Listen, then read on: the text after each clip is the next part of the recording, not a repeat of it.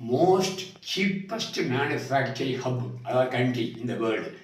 இந்த ரிப்போர்ட் வந்து June 2 IMF release பண்ணியிருக்காங்க, இன்டர்நேஷ்னல் மானிட்டரி ஃபண்டு. எந்த கண்ட்ரியில் வந்து மேனுஃபேக்சரிங் காஸ்ட் ரொம்ப கம்மியாக இருக்குது, சீப்பாக இருக்குன்னு பார்த்தா ஒரு 5 கண்ட்ரிஸ் லிஸ்ட்டு, 5 கண்ட்ரிஸ் இருக்குது. அது என்ன ரிப்போர்ட் சொல்லுது அப்படின்னா, cheapest manufacturing country at present இந்த வேர்ல்டு வந்து இந்தியா ஸ்டாண்ட்ஸ் ஃபர்ஸ்ட். இந்தியாவில் தான் சீப்பஸ்ட் மேனுஃபேக்சரிங் ஹப்புன்னு சொல்கிறாங்க.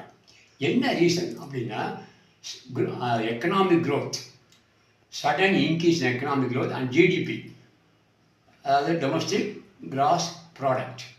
இது எப்படி இருக்குது அப்படின்னா, இந்த 2015 $2.1 ட்ரில்லியன் இருந்தது. இப்போ 2025 $4.3 ட்ரில்லியன் இன்க்ரீஸ் ஆகிருக்கு ஃபார் அ பீரியட் ஆஃப் 10 இயர்ஸில். எத்தனை பர்சன்ட் கூடி இருக்குது?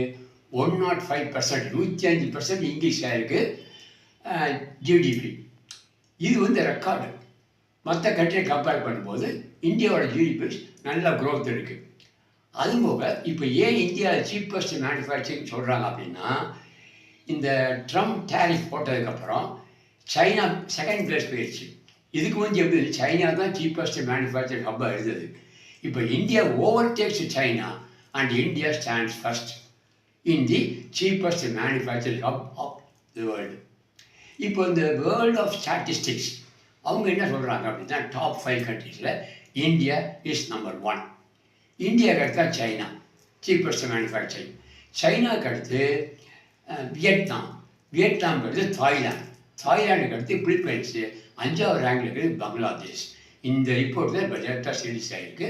அப்போ India is number 1 regarding cheap manufacturing because of human resource capital of the வேர்ல்டுன்னா இந்தியா தான்.